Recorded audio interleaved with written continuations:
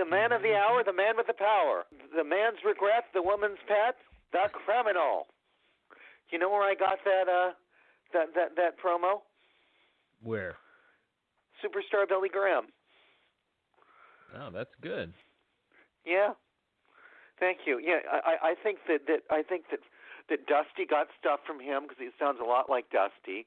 Jesse Ventura, Jim Janos, and Terry Bollea both admitted that they were heavily influenced by him. Billy Graham himself said he shot up Hogan with steroids because back during that time, steroids weren't that popular. I mean, Vince Sr. liked big lumbering wrestlers. The other territories, it wasn't that important if you were huge. But Vince Sr. liked that. But you didn't necessarily have to be on roids. I mean, Bruno was appalled by roids, and his son was on them, and he didn't like that. So that was what led to him and David's estrangement for a long time, was over steroids. But so Billy Graham was on steroids when it wasn't popular, and so he introduced it to Hogan and probably Ventura. But the man could cut a promo. I have a question now. You've been a wrestling fan since you were, 13? Well, I was born in September of 1972, and the first wrestling that I saw was the first show I watched was amazing. I guess a lot of people have this experience. Seriously, the first wrestling that I really watched, because you hear about big time wrestling and hear about the WWF and how it's stupid and silly and fake and all. And so it was just on our local station, probably taking over the old Portland wrestling slot. And the first thing I saw was the Ricky Steamboat Bell angle with Randy Savage. So when was that? First show I watched. Okay. Did you like the Edge Orton angle? Did you think it kind of resembled that? Was that the one just the other night? Yeah. I read about it. I didn't see it. Well, the difference is that Ricky Steamboat had no crushed larynx. He had no previous injury.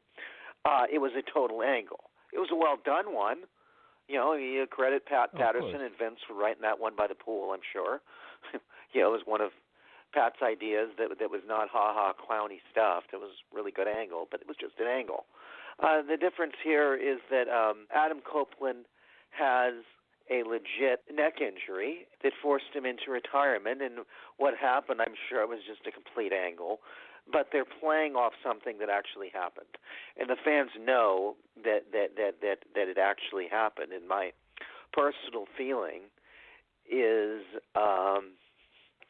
Adam Copeland made a lot of money, and he had a great career and is well known and thought of fondly. Why come back and risk injury? Why come back and risk paralyzing yourself?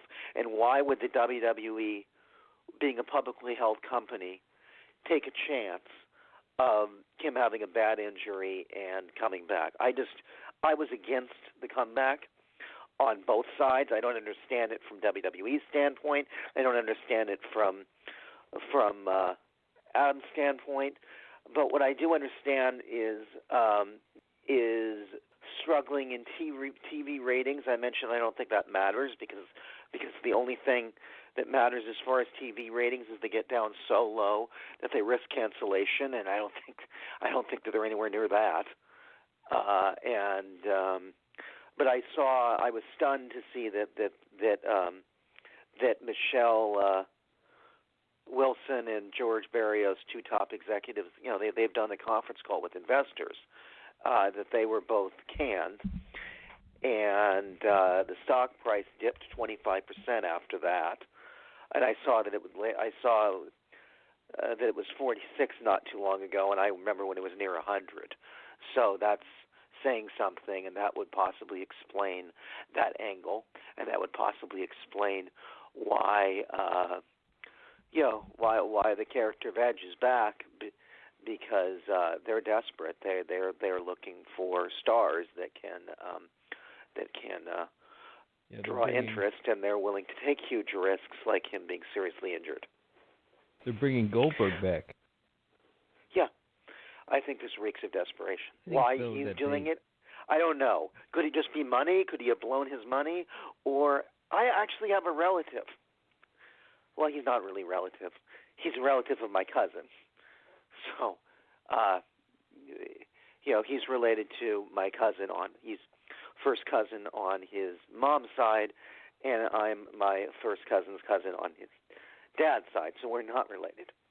But I like to plug Evergreen Salads. It's delicious. Yes, they had a problem a while back bringing in vegetables from California, but that's not their fault. That's the fault of the farms. It's delicious. It's healthy.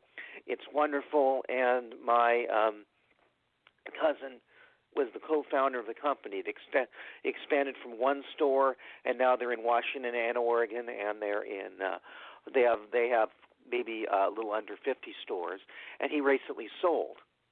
So, we were having a family dinner. I just found out that he sold his shares, and I said he could retire. And my aunt says, yeah, he could. My sister says, well, what's he going to do? What he has other ideas. I'm sure he can go and start another business. But he's got a wife at home. He's got 2 kids. So he has to decide how much money is enough. Maybe it's not just about money. Maybe it's that he wants something to do. He's only in his mid-30s. Maybe he just wants to keep busy. So maybe Adam Copeland just wants to keep busy. Maybe he just loves wrestling and he's willing to take that chance of his health because he likes doing it. And I guess they cut back. They used to have 4 house shows a week for each brand, and they cut back on that because they're losing money on house shows. That's a concern. But it would certainly be appealing to Adam Copeland. But Adam Copeland, do you think it's because he's not getting movie roles? Because if he were getting movie roles, he would be doing that, right? Oh, you're right. Because I was just thinking about that. Is that The Rock makes more money in one movie than he did in his entire wrestling career. Right. Because Vince simply can't pay what the movies do. So I think that Vince likes that's probably why he started his movie studio, so he can go and his wrestlers can be in movies, but it's something that he can afford. They can do their movies. I don't think Vince likes it when the wrestlers are successful outside of WWE because they don't need them anymore. Yeah, I think you're right. I think that if he was successful in movies, there'd be no way to come back. But that's what Vince always tried to do. It seems like ever since Hogan left for WCW, he's been afraid of making a star as big as Hogan. Well, Hogan, I remember that time period when he left, and he wanted to be the number one guy still. And Vince says, no, you're going to be like the Babe Ruth character. And then they had an agreement that they were going to make a move from Yokozuna, and they were going to give the belt to Hogan, and then Brett would get the belt from Hogan. And Hogan says, Brett's too small, and they wouldn't do it. And Vince said, no, Brett, I never promised that you would get it from Hogan. And Hogan agreed to drop it to Yokozuna, but he also did not wrestle in between. He was doing a movie, I believe, and so he didn't really wrestle for those 6 months. And then he agreed to drop the belt in that controversial finish with the exploding hammer, and that was. The cameraman, by the way, was Harvey Whippleman, downtown Bruno, but the in a disguise. But the agreement was that they let Hogan go, and he did this Thunder in Paradise show, which was not successful. Santa with Muscles was not successful. The Nanny was not successful. Every movie that Hogan did was a complete flop. I don't think the studio made money. I don't think he made a lot of money. And then the original No Holds Barred, Vince produced that, so Vince made money from that. Did that really make money? I think it made some. Yeah, I got horrible reviews. It was. I still have. To this day, I still have not seen that whole movie. I've just seen clips. It's pretty awful. But he did. Hogan just didn't have success in acting, and Thunder in Paradise was on for, I don't know, a couple of years, maybe less, but it was really awful. I mean, I actually found that somewhat entertaining, but but it got awful reviews. It was considered really campy. So, and then I remember that TNT got a hold of the reruns and put that on. I'm not sure that was. It might have been before they got him.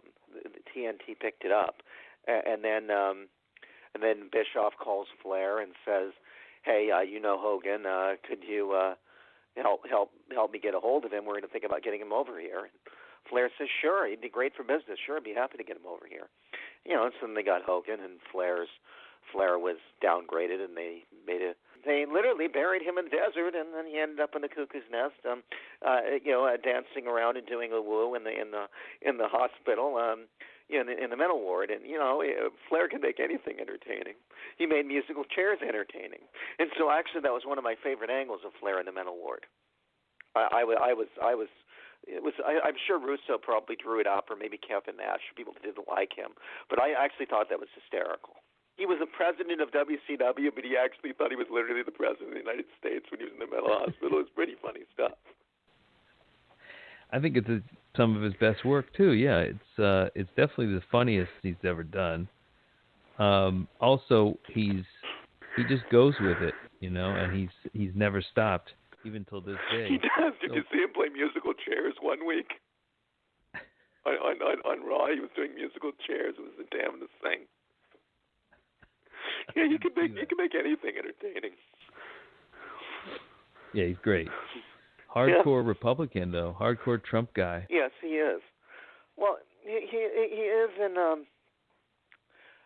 North Carolina, and he was a big supporter of Jesse Helms, and Jesse Helms is the ads that he would run, the people that he would appeal to get votes, it's just as appalling. Well, it is North Carolina, and people have said things about things that Flair has said backstage, words that he has used backstage, and it's appalling. But people change, and this in the South. They were slower to change than most, and some still haven't changed. But I would hope that Rick's attitudes are different now than they were in the 1980s. I'm sure he's still a Republican, but I would hope that he's not a Jesse Helms type of Republican. His son-in-law is Hispanic now, right? I mean, or his virtual son-in-law. Aren't they? Well, I know that the famous Conrad Thompson is his son-in-law, who married the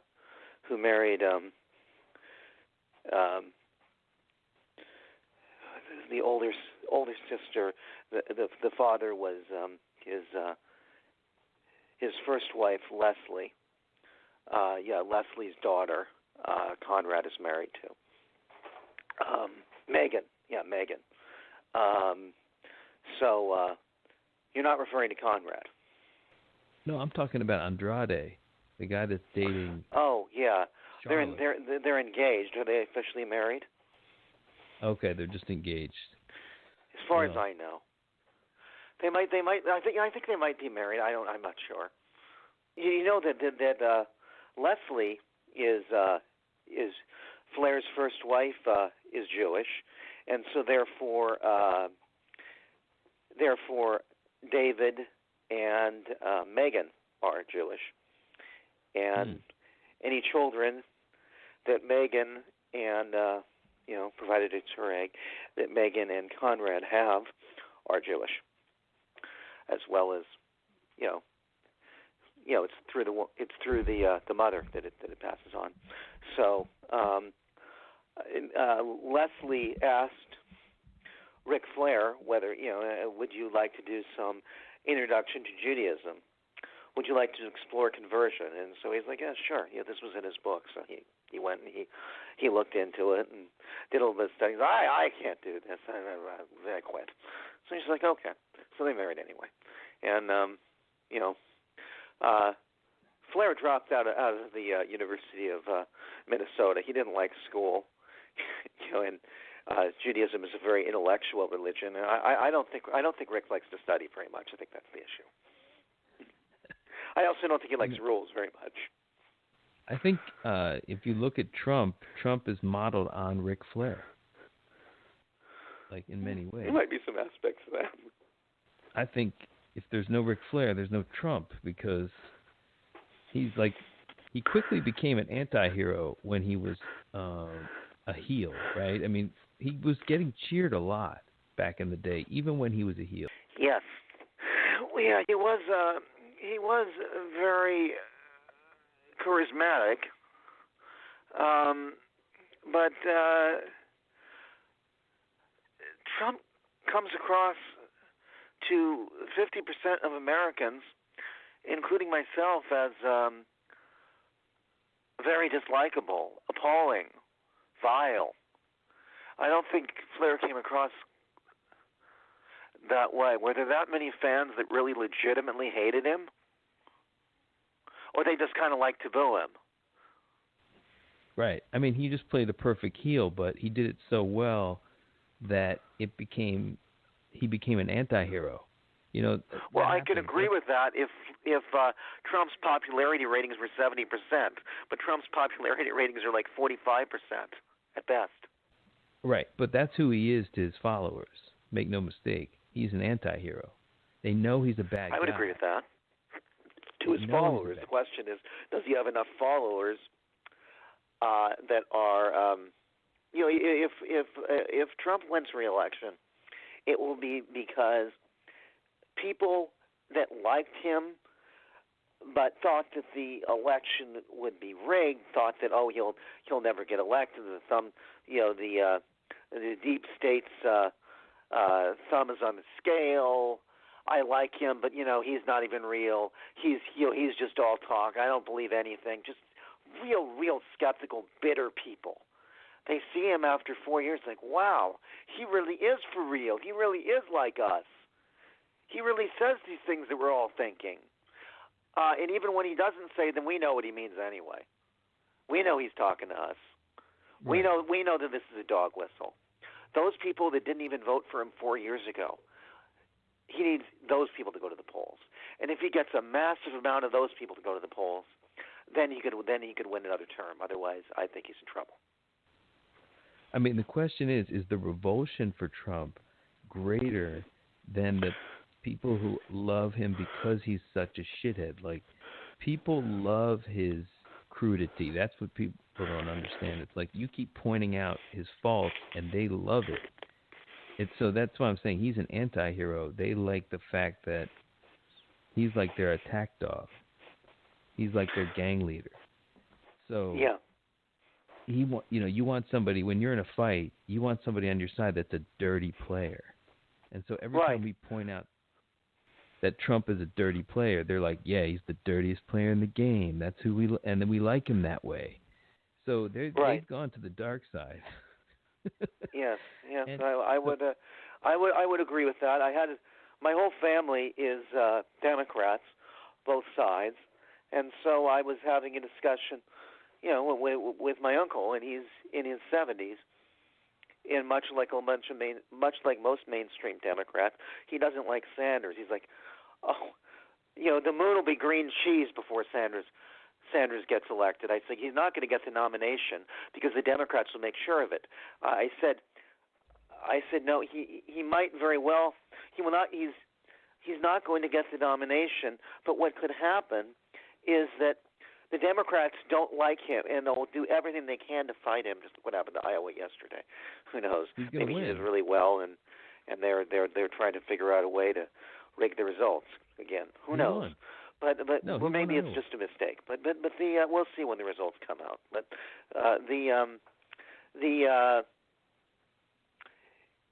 he could drop out and endorse Elizabeth Warren.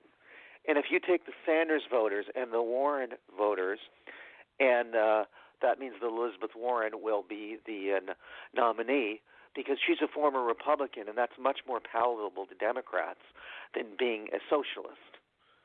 Because she has the same ideas as Bernie, yet she came from the and he was an outright socialist.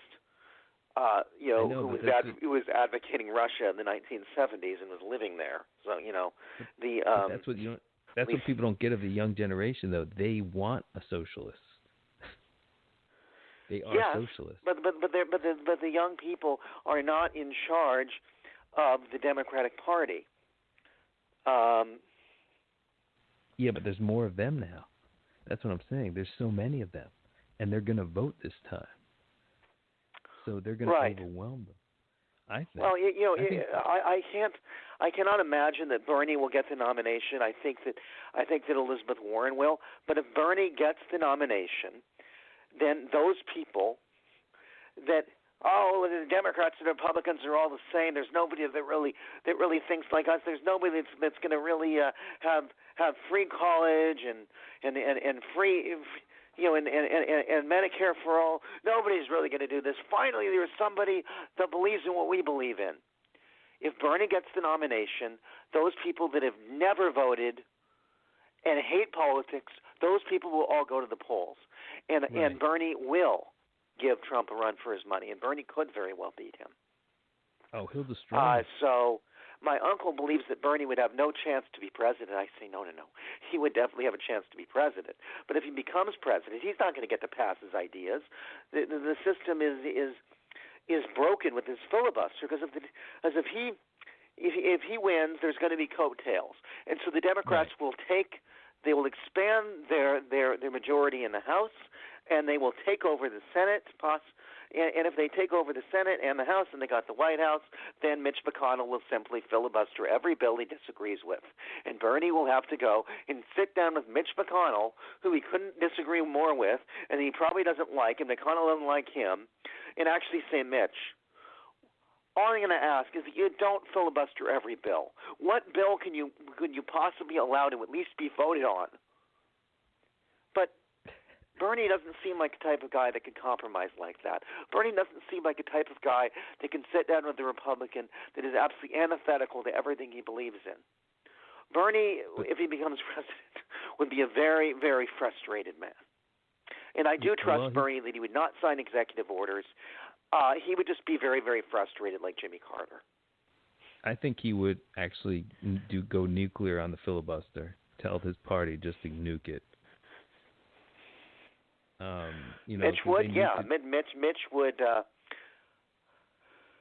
Mitch, especially if he's working with Bernie and they don't get along and they don't talk. Yeah, Mitch would just go crazy with the filibuster and filibuster every bill, and then Bernie would have to decide: am I going to do these unconstitutional executive orders or not?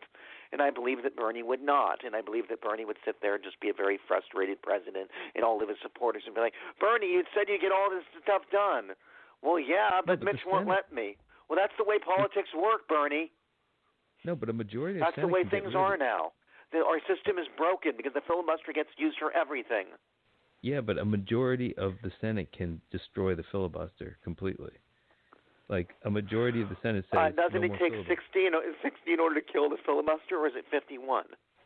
It's still 51 because it's the initial rules of the House. No one's had the guts to do it, but you can do it with 51. Only the Senate has the filibuster. Right.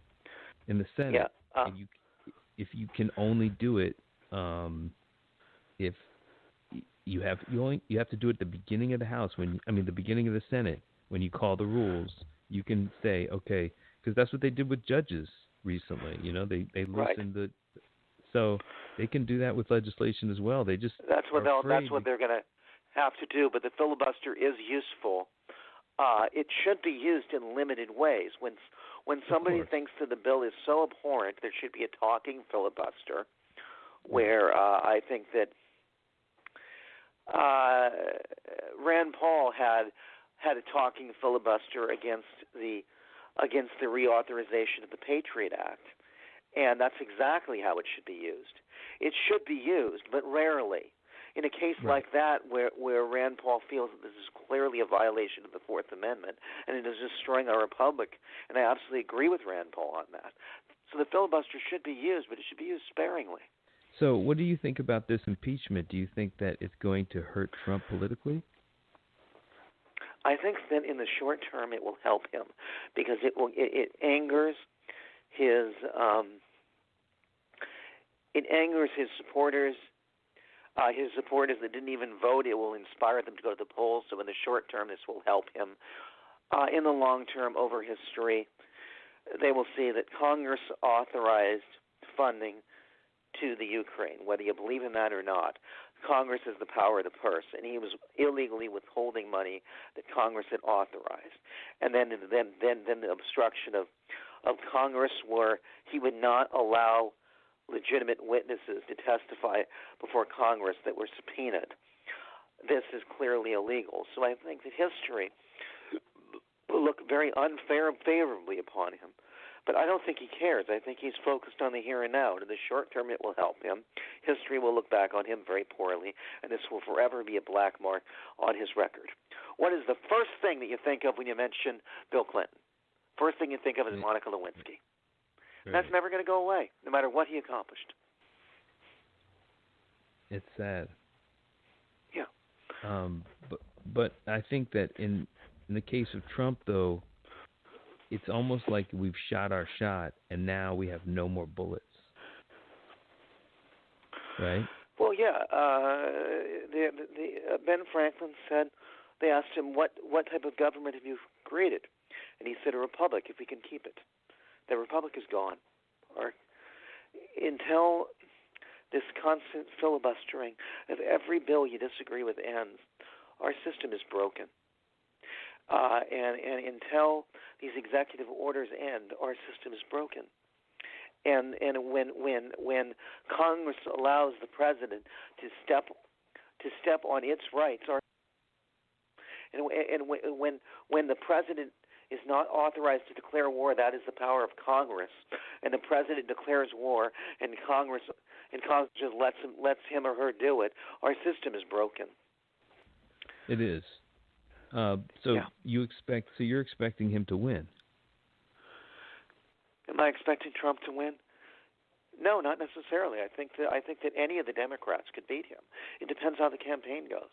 So who would you prefer at this moment of the Democrats? Well, in Washington State, excuse me, we're out of time. I'll have to call back in 5 minutes. I have an important call. Basically what's going on is I'm getting these constant call waiting beeps, and I think that I have a visitor at 2 o'clock, and then I have somebody coming by from couch surfing this afternoon, and something tells me I had something else at 10 o'clock that I can't remember. So I was just going to check the other line to see if there's something I've forgotten. When life seems jolly rotten, there's something you've forgotten, and that is to laugh and smile and dance and sing. That was Monty Python. So anyway, I was just wondering if there's something I've forgotten. So I was checking the other line to see where somebody calling me saying, where are you? Yeah. When you don't have a job, you make appointments. Anyway, so if I get another call waiting beep, I have to get that. That's fine. And then earlier, when you called, I was on the phone with an insurance person. I'm changing my insurance again because my old insurance wasn't taking my primary care physician that I've been seeing for 30 years. There's various forms of Medicare, as you know. And so I got a new doctor. My doctor said, don't worry about it. I'm retiring anyway before the end of the year. I don't even think I'll make it past March. So I say, well, who should I see? So he gives me another doctor. And so I call that doctor that he recommended. He said, I can't get you in until March. So, all right, fine. Schedule the appointment in March. And then I call back and I say, well, gee, I got all these specialists in February. Can I get a referral? He says, no, I've never seen you before. You're not getting no referrals. And so without a referral, these specialists are not covered, and I really need to see these specialists, including my appointments on the 14th. And so I'm seeing two doctors I'm getting my teeth cleaned, and I'm seeing a urologist on Valentine's Day. It's pretty amusing, actually, female urologist. So anyway, none of that's going to be covered under my insurance because I can't get a referral. So I switched insurance to where I don't need a referral. And I've talked to this insurance agent a number of times, and we got off topic, and we started discussing things, and she gave me a personal phone number, and she found out that, it turns out that she lives in Portland, Oregon, which is right below the Washington border. So it takes like 4 hours to get to Portland. She lives in a suburb of Portland, actually. And Hillsborough, where they have a baseball team, the Hillsborough Hops plays. So, okay, well, that's nice. This is all good and fun, and she seems to like me. And she's got 4 kids, so that's great. She's divorced, that's great. And apparently she's got a boyfriend on again, off again. Oh, okay, that's great. I really don't care. So, we were going to talk, and things aren't very serious with her boyfriend. She said it's on again, off again. So I figured, we'll just talk. Well, I was talking to her today, and there's something that I have discussed before. I might have discussed it with you. I certainly think about it a lot.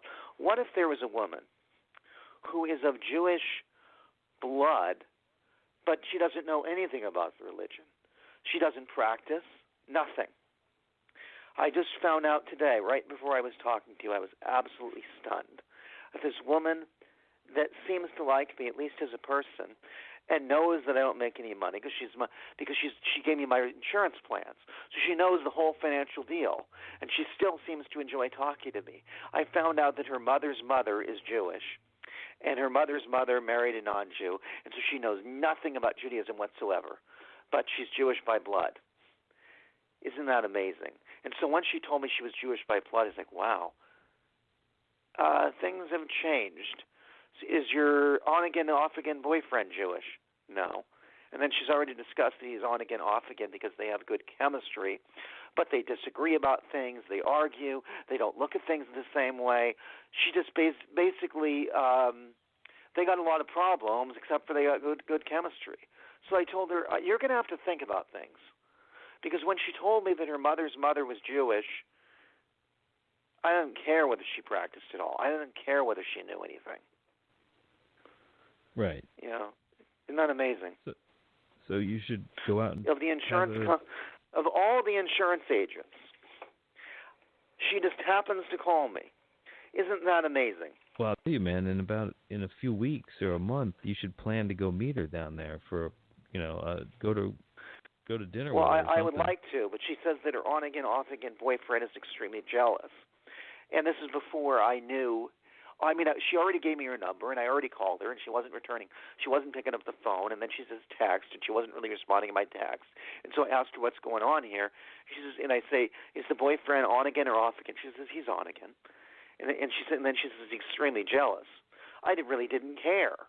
I basically told her, do whatever you want with him. I don't care. You're in Oregon. I'm here. I'll probably never see you.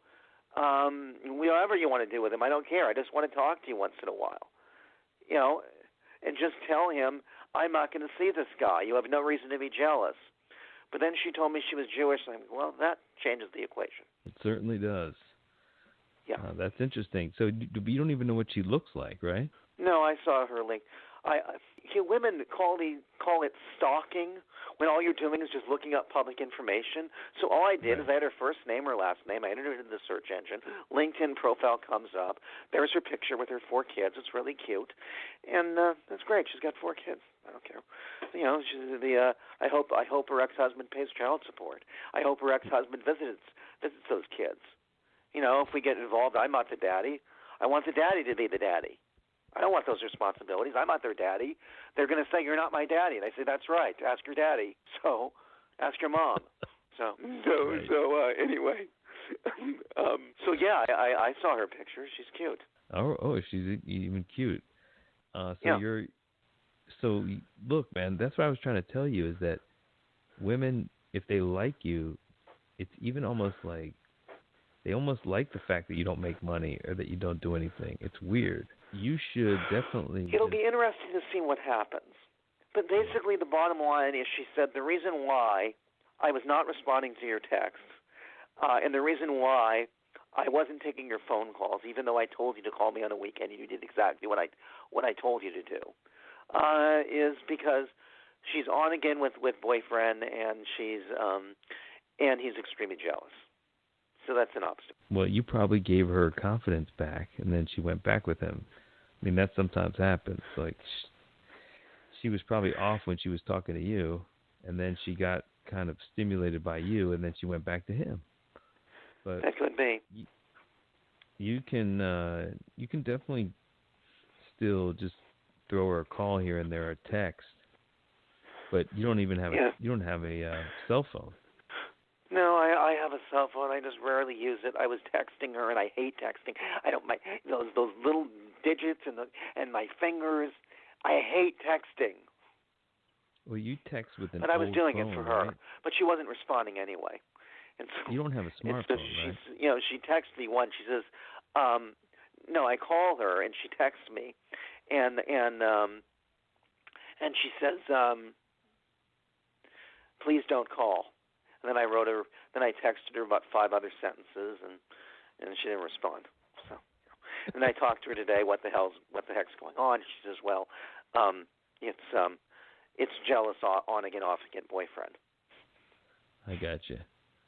Okay, well, it is what it is. So I was telling her, this is before I knew that she's Jewish by blood, which means that she's Jewish. Actually, the Reform would say, "Do you know anything about Judaism?" No. "Are you practicing Judaism?" No. "Do you want to practice Judaism?" "I don't know." The Reform would say, "You're not Jewish." And the Orthodox would say, "Yes, you are." But the Reformers And then the Reformers say, "Do you want to be Jewish?" He'd say, "I don't know." And so when she's interested in, they say, "You're not Jewish then."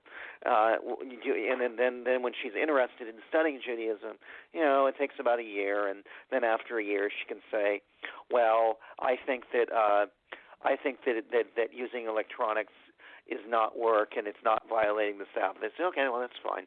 "Well, I want to have a ham and cheese sandwich because there's not trichinosis anymore, and ham is actually low in fat, and and we're not living in those days, and it doesn't hurt anyone if I'm eating a ham sandwich." They'd say, "Okay, that's fine." You're right. But for now, she's not Jewish according to Reform. But I don't really care. I mean, I'm Reform myself. But I tell you, if we were to get married, I don't think my rabbi would hesitate to marry us. Heck, they do interfaith marriages anyway.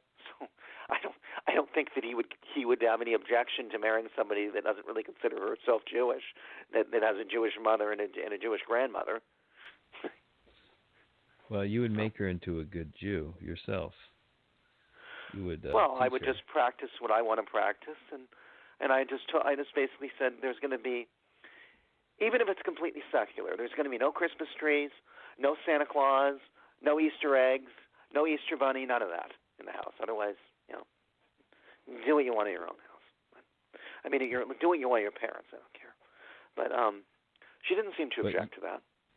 Would you participate in these activities in somebody else's house?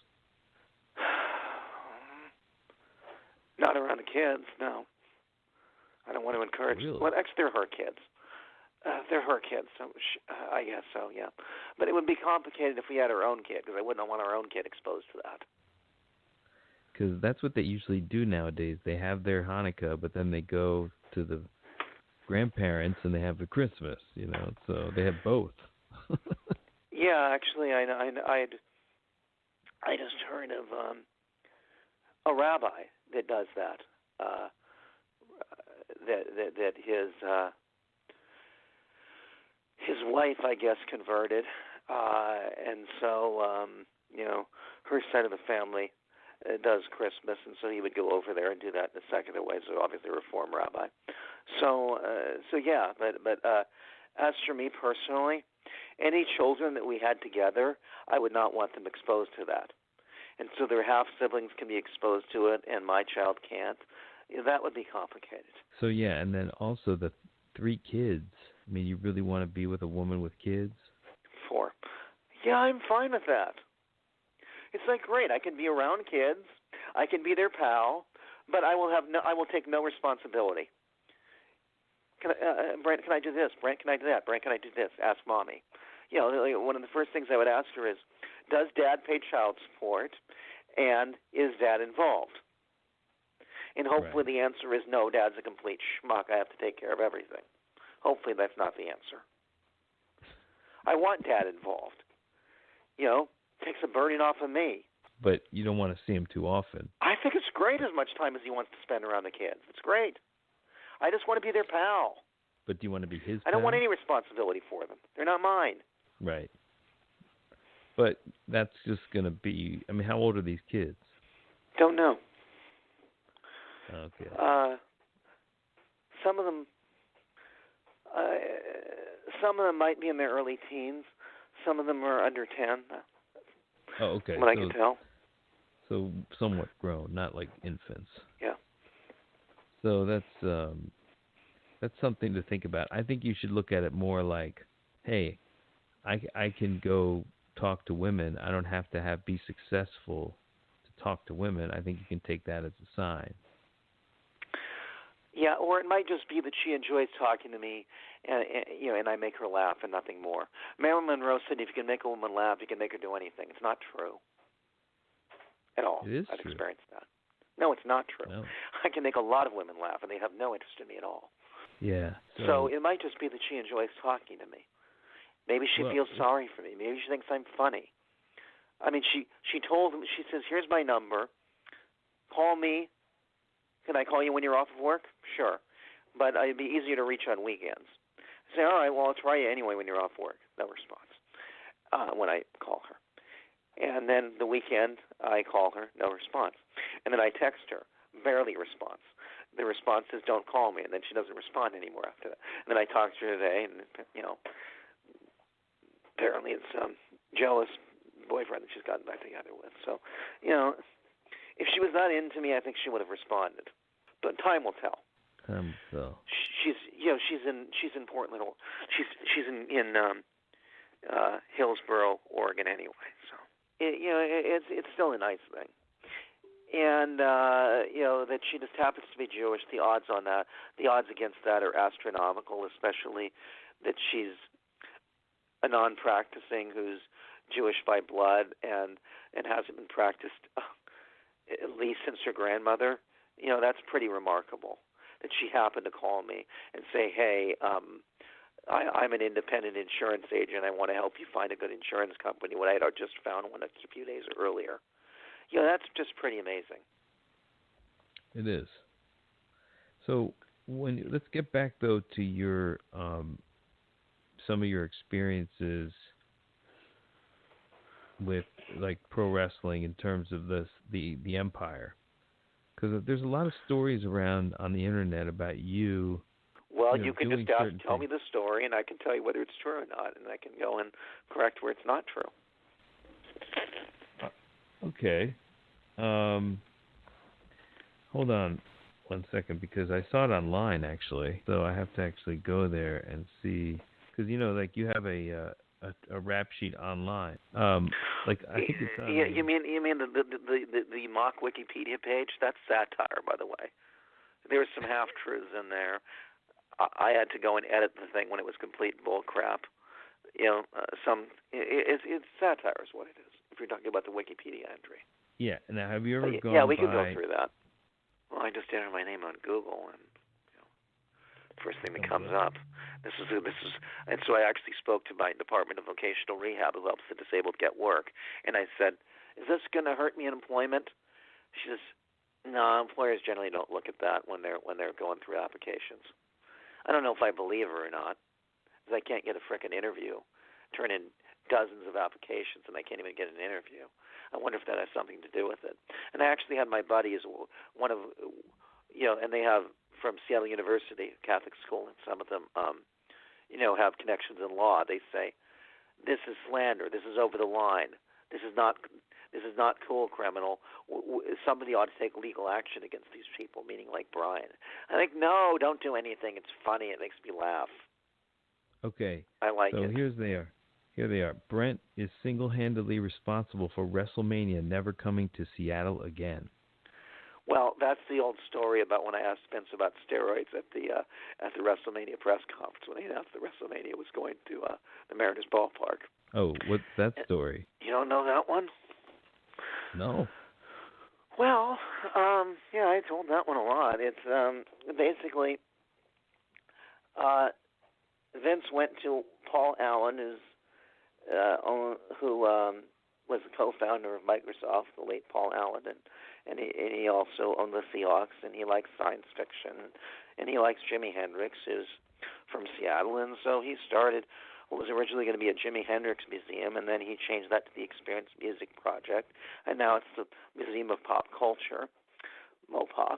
But back then it was the Experience Music Project, and that's when WWE decided to have their big press conference to announce that WrestleMania was going to come to Seattle. And then I was a member of Cairo Radio at the time. I was a behind-the-scenes guy, and so I go and one of the questions that I asked, I think, was about the TV ratings being lower and the buy rates being lower for the pay-per-views and the attendance being lower. So Vince basically said, well, that show's going to sell out and, we'll blow the roof off Safeco Field. So he didn't like me then, and then I raised my hand again. They were stupid enough to call on me. I was about as popular with him as Helen Thomas was with George W. Bush. and called her an old battle axe, apparently. But anyway, so Vince, somebody stupidly calls on me again, and I say, Vince, you used to have champions, like Ric Flair, Bret Hart, Shawn Michaels, and then and Diesel. I mean, he was tall, but and now and now there's guys like Brock Lesnar, Batista.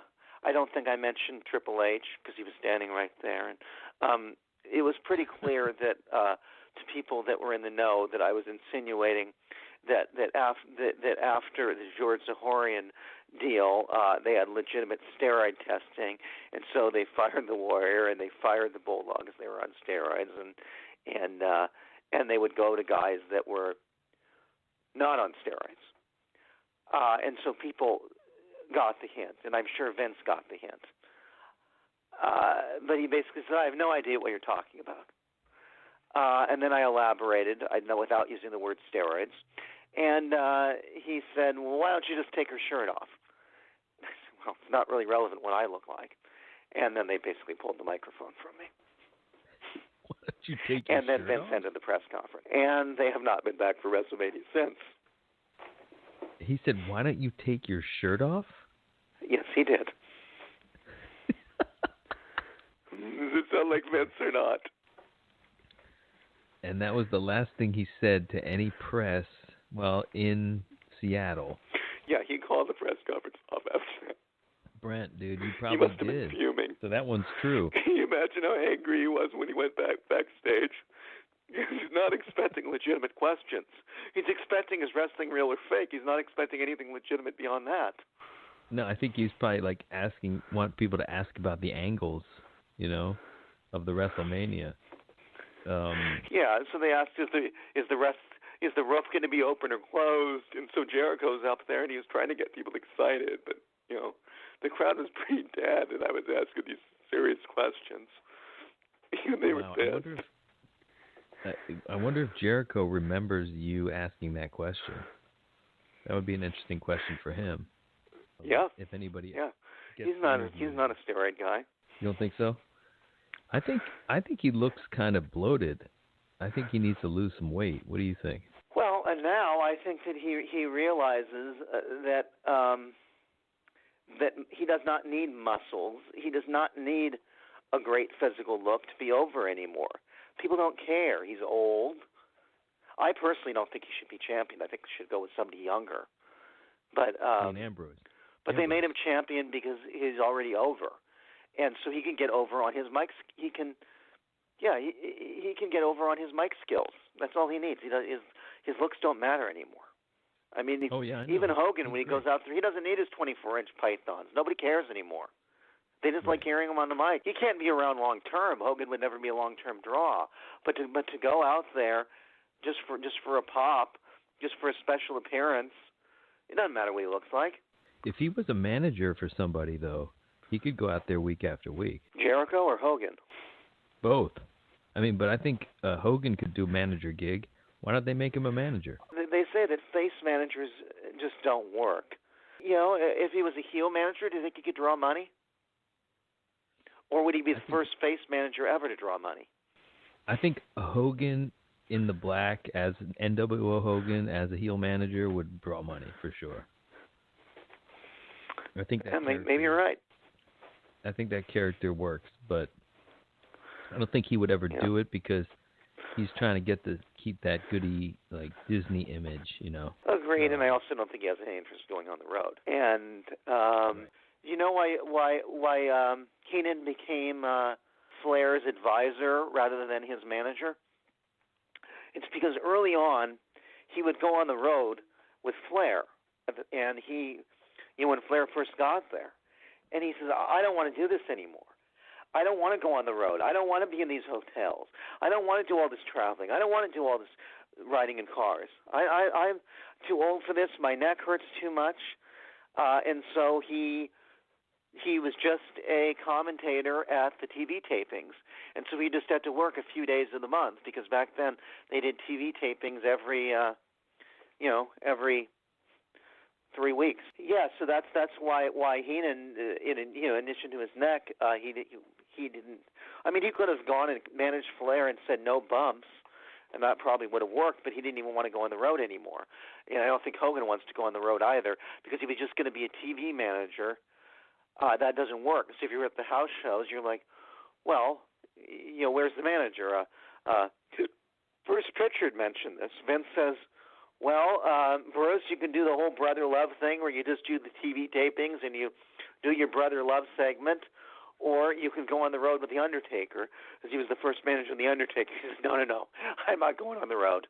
Just give him Paul Bearer, and I'm just going to do my TV shows.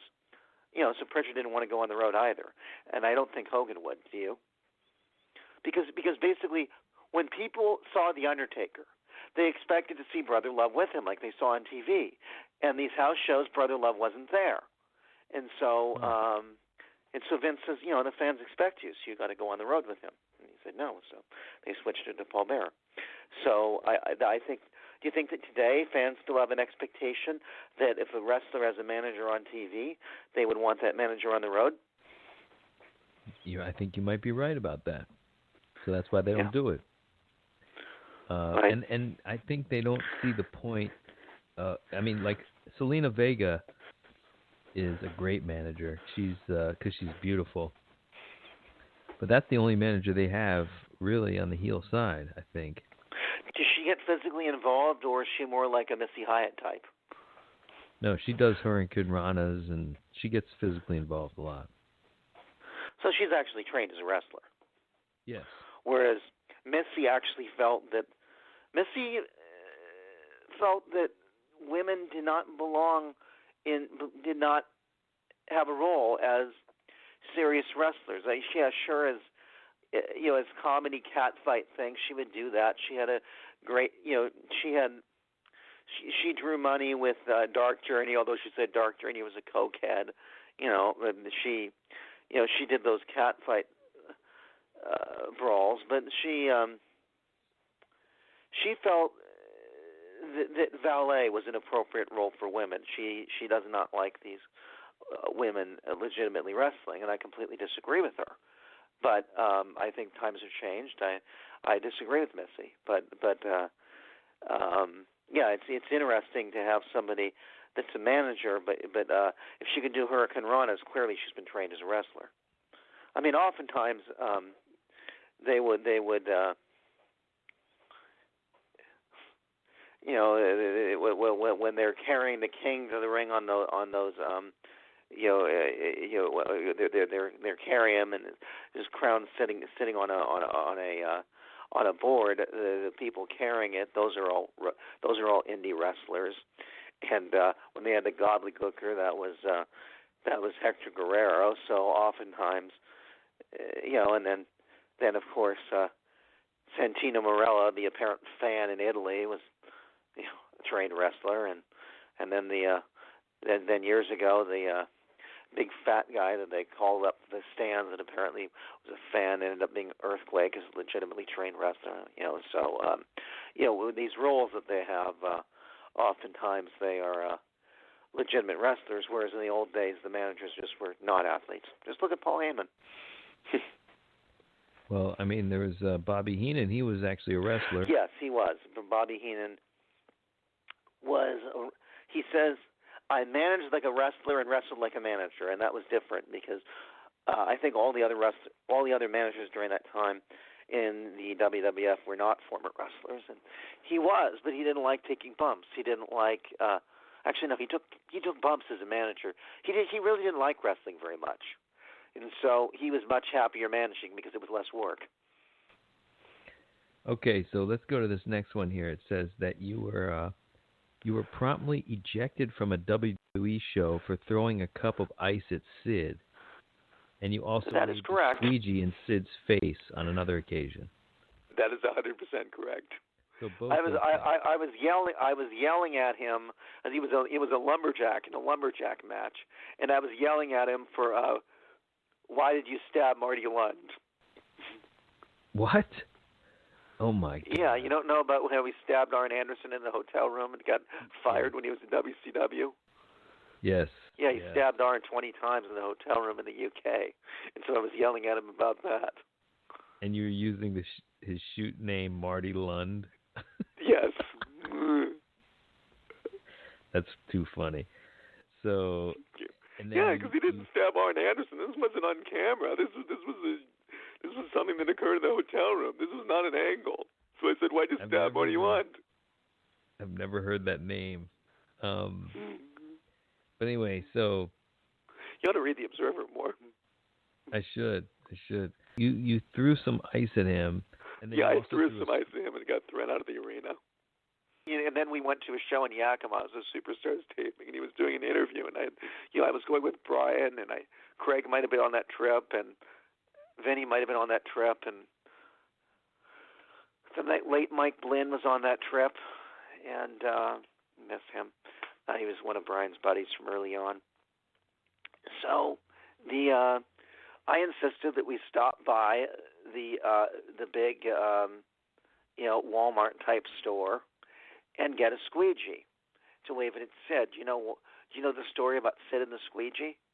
No, I don't know. Well, this famous one. Apparently he was in a disagreement with Brian Pillman, and little Brian Pillman decided to challenge Sid to a fight, and says, just a minute, I'll be right back. And Sid comes back with a squeegee, and Pillman just laughs at him, and all the other wrestlers laugh at him. Legitimately happened, and so I'm at the TV taping waving a squeegee at Sid.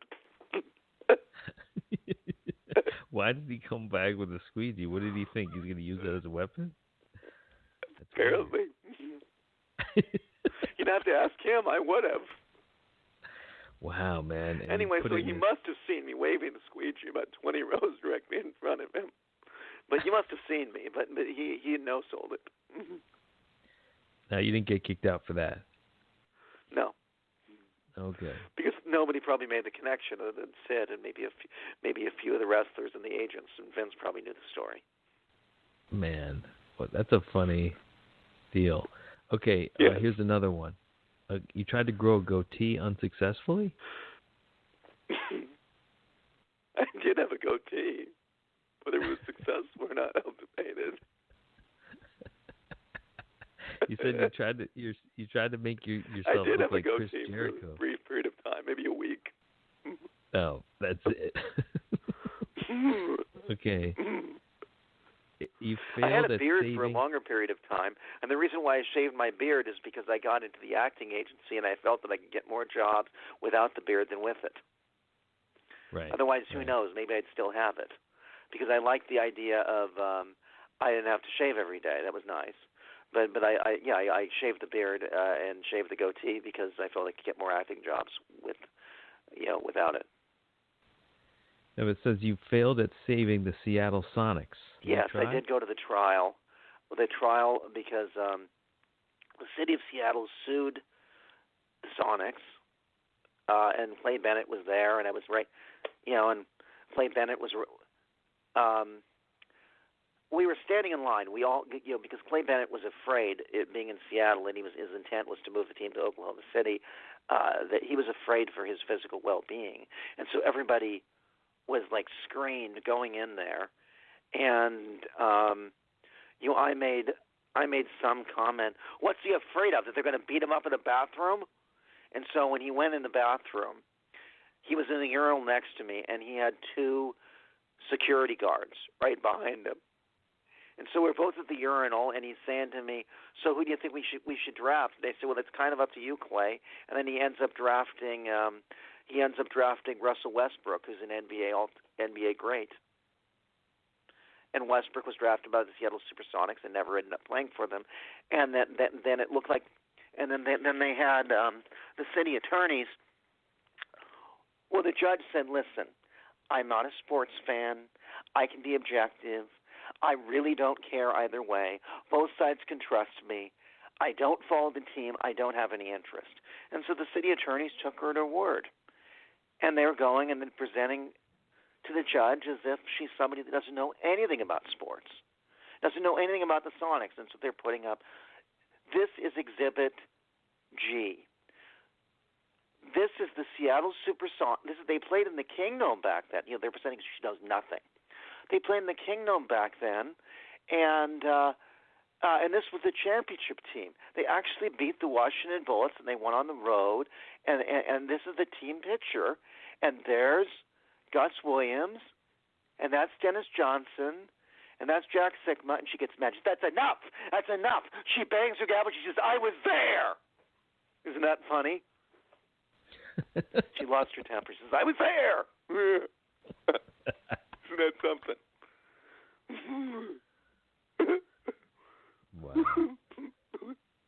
And so then the city stupidly, after she was going to make her decision, they stupidly settled and let them leave. Okay. I wonder how this woman would have ruled. Oh, do you think she would have maybe enforced that lease for the last 2 years? Yeah, maybe. And then, by the way, you know what happened the last year of the lease? Well, they would have had Kevin Durant, Russell Westbrook, and they would have gotten to the Western Conference Finals the last year, I believe. No, that's not true. They would have lost to the Los Angeles Lakers in 7 games. That would have been the last game under that lease. Do you think they would have figured out some way to extend that lease? Do you think they would have figured out some way to have an arena that was satisfying to ownership? Or maybe they would have had some local owners that would have bought the team that came by a few years later? All they needed to do was enforce that lease, but the darn city would not allow her to make her decision. They just say, "Well, Clay, you just go ahead and pay off the debt, and if we have an arena on that site within 5 years, then we can have the right to share the records and to share the name and to share the colors and all the trademarks." But there was no site on that. There was no arena on that site within 5 years, and the NBA still has not expanded, so technically Clay owns all of that outright. Technically, and I believe the Seattle SuperSonics will come back, and I believe they will be called the Seattle SuperSonics, but in order to be called that, in order to get all those, to be able to share those records, because right now all those records are in the Oklahoma City record book, in order to be able to share them, they actually, I saw the championship trophy at the Seattle Museum of History and Industry. And it says property of Oklahoma LLC. So that trophy is on loan from them. And they have a right to make copies of it. They have a right to hang banners. They were walking around with T-shirts, Oklahoma City Thunder, NBA champions, 1979. This is the settlement that the city of Seattle agreed to. Okay. It's outrageous. Yeah. Yeah, so I was it at the is. trial. Interesting. And I went to the draft party afterwards where they drafted Russell Westbrook. Because the draft party occurred after the arguments ended for the trial, and you just had to wait on her decision. You know, people around here are very provincial, and they blame David Stern, and there were some sick people here that were actually happy when he died. You know, it's just sick. You know, and there's people that blame Howard Schultz, who sold the team to Clay Bennett, and that's fair. And then, of course, people blame Clay Bennett, and people blame the NBA. But it's not like the NBA expanded somewhere else. They haven't expanded anywhere since then. You know, now we're going to have an arena. They say, well, it's not NBA exclusive. Believe me, they build it the NBA standards. When the NBA is ready to expand, they will be here. You know, and so the only people that we really have to blame is our own mayor and our own city council, who did not enforce the last 2 years of that lease, because Judge Peckman would have ruled in our favor. And of course, Clay Bennett would have appealed, and that was in King County Superior Court, and then it would have gone to the Court of Appeals, and eventually would have ended up in the Washington State Supreme Court, and it would have dragged out in court for 2 years. And just dragging it out in court for 2 years, they could have fulfilled the lease, and it would have been a moot point. It would have. But they let them go, and those are the conditions they let them go under. And all Clay Bennett had to do was basically just write a check to pay off the remaining debt from when the Seattle Center Coliseum became Key Arena. They owed $75 million or something like that on that arena. And so all he had to do was just pay off that debt. He was free to go and take everything with him. And he was nice enough to say, you guys can have the trophy in the museum, but it's still mine. I actually talked to Clay Bennett. And he said, you know, basically, all of this stuff is yours if you just simply let me go. But they wouldn't let him go. They fought him, and so he drove a tough bargain. I actually talked to Clay Bennett once before. As I went into their new offices, they moved them into the former Washington Mutual Tower. You know, Washington Mutual went out of business, and Chase took over the building. But yeah, Washington Mutual was struggling at the time, and so it might have even been gone, and so I guess there was a lot of vacancies in that tower, and so Clay felt that it was a cheap place to move the headquarters. So I go in the old Washington Mutual Tower, and there used to be the trophy that was displayed right in the front when you walked in, and the trophy wasn't there. And so I said, can I speak to somebody, as I knew the PR guy, about the trophy? And he wasn't there. What about this guy? He's not there. We'll send somebody for you. Clay Bennett himself, the owner, who spends most of his time in Oklahoma City, walks out in the lobby, and I ask him about the trophy. He says, don't worry. It's just in storage. The trophy's yours no matter what. That was his intention. Oh, that's nice. Yeah, and he did leave the trophy here, but technically it belongs to them. That was not the original plan. He just says, you just let me leave and you can have all this stuff. Him up on the offer. You know, he'll give it back to them, and it's just going to cost him. He doesn't legally have to, but I believe he will. He just wants to make a buck off of it. Of course. Yeah. So it says here that you are single-handedly responsible for the greatness of the Christmas show twice. Well, they do like to have me on the Christmas show every year, and every year I'd like to finish it with Merry Christmas to all, and to all a good night. So that's your. So I sign off every year. So you actually do participate in Christmas on that level. Yeah, they have me on the Christmas show, and I constantly beg to have a Hanukkah show and co-host it with Missy Hyatt, and that never happens. But Vince made the decision that he was going to give the belt to Backlund because apparently Vern Gagne has said this guy will never get over, because Gagne knew him because he was from Minnesota, and Gagne trained him, and he was an AWA guy, and he said this guy will never be a star. And apparently Vince and his buddy Eddie Graham in Florida and Vern made a decision, and Vince says, I guarantee you, they made a bet, I guarantee you I can make this guy a star. You give him to me, we'll build him up for like a year, and he's going to be my long-term champion. And it worked. So no, it was not going to go to Bruno, because Vince Sr. had a bet that he could get Backlund over as the All-American boy. That's fascinating because I think he was probably one of their worst champions. I think he was a very successful drawing champion for 6 years. He was? He drew like Bruno? 6 years, between 1978 and 1984.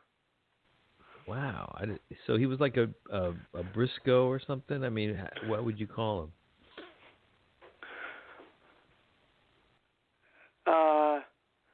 Briscoe was a better amateur wrestler. Briscoe was an NCAA champion, but Backlund, Backlund was a mat wrestler. He was not a showman. He gave genuine interviews.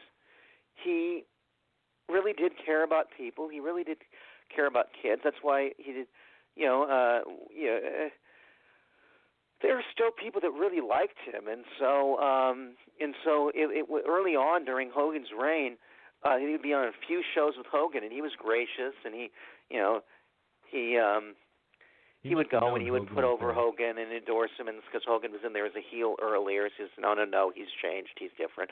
So on TV, he would endorse Hogan, and so they put him on a few shows with Hogan, where Hogan was the champion, and Backlund was on the undercard, and Backlund would get cheered more than Hogan, and they didn't want this, and so now they wouldn't put him on any more shows together, because they didn't want him overshadowing Hogan, and and Bruno had the same deal. They would put Bruno on the same show with Hogan early on, and Bruno would get cheered more, and Hogan wouldn't draw, and so they had to put Bruno on the shows in Madison Square Gardens. They would sell out, and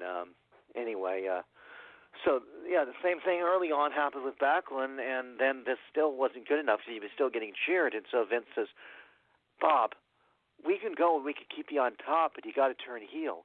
He says, no, I can't do that. I disappoint my fans, and so he quit. No, he didn't quit yet. He just stayed face. Vince says, fine, you can stay face. And so they just moved him down the card and down the card and down the card. And then he was pretty much wrestling jobbers, and then he quit. So when I imagine if he had gone heel, which ultimately ended up being extremely effective years later, because what Backlund did was he basically talked about things that he legitimately felt were problems in society. And Backlund actually ran for office as a Republican, so that the things that he was talking about are social conservative Republican values that he really believed in. So that was his heel turn. He was pretty good as a heel, and he probably would have been better if he did it as a younger man. The only way that he could do it was to be genuine, because he did not want to. Vince wanted to do a traditional heel turn. The Mr. Backlund character hadn't been conceived of yet. That was Bob's idea if he was going to turn heel, because he came back, and he came back in '94, 10 years after he left. When he left, the company hadn't really gone national yet. It was just starting to go national, and so it was a completely different audience that didn't know him at all, and he was doing this howdy-doody babyface stuff, and he just was not over at all. And so that's when he agrees to go heel. Did he wrestle Hogan ever? Yeah, well, I was just reading that Backlund and Hogan, they had a couple matches in 1980 when Hogan was a heel. But then they that makes sense. Yeah, that's why he would go out in '84 and say, no, he's changed. He's a face now, and we're pals. And they would do tag team matches together. So that would make. But they were reportedly good matches. Because of Backlund. Hogan was completely green in 1980. Oh right, you want to know a funny story about Hogan in 1980? They had that famous match with Bruno and Zbyszko at Shea Stadium. That just drew a huge crowd. Now Hogan also wrestled Andre on that show, and so Hogan took credit for that big crowd at Shea with Andre. He was on the freaking undercard. It wasn't a big deal. I believe Hogan took credit for that. Zbyszko and Bruno thought that was pretty funny. Amen. Hogan's an eternal worker. Yes. And then when he had his match with Andre in 1987, of course the 1980 match at Shea never happened, because the people that were watching in '87 were a completely different crowd from those that were watching in 1980. And I'm sure the people that remember that match from 1980 at Shea, Hogan, and Andre, I'm sure they were really angry. And they said these two have never met before. Do you think that when they went national and just completely erased their history, do you think that the old Northeastern fans that saw all this stuff that they never acknowledged anymore? Do you think they found that insulting? I don't think so. I don't think they care. Huh. But I think they were willing to suspend their disbelief. Let's put it that way. I see. But what do you think? What happened with him after he left the WWE for the first time, the WWF? He went to AWA. Yes. After, and he was. Did he get anything there? Any titles? Well, yeah, that story is pretty famous. Is that he would wrestle Nick Bockwinkel when Bockwinkel was the champion. And Bockwinkel was very over, but he was also pretty old. And Bockwinkel was a great wrestler, a legitimate wrestler, an amateur background, and good friend of Vern Gagne. And over the decades, Vern and Bockwinkel would have these legendary matches and legendary feud. And I think that Vern knew that he was too old to be a long-term champion and go on the road. And he liked Bockwinkel as champion. And Vern was a legitimate amateur wrestler. And, Vern was a celebrity, period, not just in wrestling, but he was a national celebrity. People still knew him from amateur wrestling. And when Vern wrestled, people actually respected him, even in professional wrestling. Vern was a celebrity, but Vern liked legitimate amateur wrestlers. And so Hogan was totally over, and they would go and he would win the belt, and then Stanley Blackburn would go out there on TV and say, well, he should have been it's a disqualification, this happened, and give the belt back to Bockwinkel. I think they actually people thought that Hogan won the belt on TV, and I think that he did go out there before the live crowd and say that Hogan didn't win it, and they nearly rioted because people really wanted Hogan to be champion, but Vern did not want to give it to him because he was not a legitimate wrestler. He was not a legitimate athlete. He was just a bodybuilder, and the smart business thing to do would have been to give him the belt, and he would have made a lot of money for the company, and Hogan would have made a lot of money. And well, Vern stupidly, when Hogan went to Japan, Vern wanted to cut out of it, and Hogan told him to absolutely not. And so he went to WWF shortly after that. Those things about happened at the same time. Is that Vern wanted to cut of his Japan earnings, and Vern wouldn't give him the belt. And you made more money with the belt than without it back then. So yeah, Vern wouldn't give him the belt because he's not a legitimate athlete. Even though the fans wanted it, and that's what they would have made a lot of money at. Fans are really angry too. Yeah, that's dumb. That's really stupid. That's short-sighted. Yeah. But it's kind of the same thing with Vince, who doesn't want to make legitimate wrestlers big stars. It's like he has the reverse disease. Yes. But anyway, yeah, you can see why Vern and Vince didn't like each other. Not at all. Yeah, they just. Well, yeah, that and Vince going to all of Vern's TV stations and saying, well, how much is Vern paying you? Well, I got a suitcase with twice as much money to take her TV slot. Yeah, it was pretty bitter. I'm surprised nobody actually beat up McMahon. Well, there was talk of that. There was talk at NWA. Jim Ross told the story that he was in the stall and people were talking about literally killing Vince. He read Jim Ross's book. Yeah, he was in the bathroom stall and he had to go and stand on the toilet and duck because he didn't want anyone to know he was in there because they were talking about murdering Vince. But no one ever did it. No. That's because he was violating all the rules, right? All the unwritten rules. So, yeah, just watch the show Stand Back. I let all them other men drop. Wow. Well, looks like this guy who started and he got AEW. it. He did it. He drove them all out of business eventually. Every single last one of them. Because this guy behind AEW has got much more money than Vince. Yeah, that is true.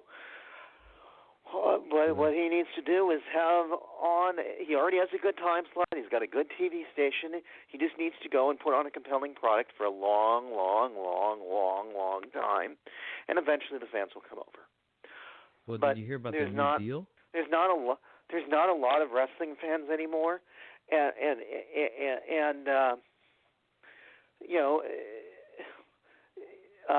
Impact and Ring of Honor are not really legitimate competition because they didn't have a good television station. And so Vince has not had competition on a legitimate television station since WCW folded in 2001. And so people have lived their entire lives with only WWE. And there's a lot less wrestling fans than there used to be. So it's going to take a long time to win them over. You're going to have a strong product for a long time. Yeah, you're gonna have to bring a new young people in, like young teenagers, if you want it to continue. Yes. All right. Talk to you later. Appreciate man. it. All right, bye. Peace.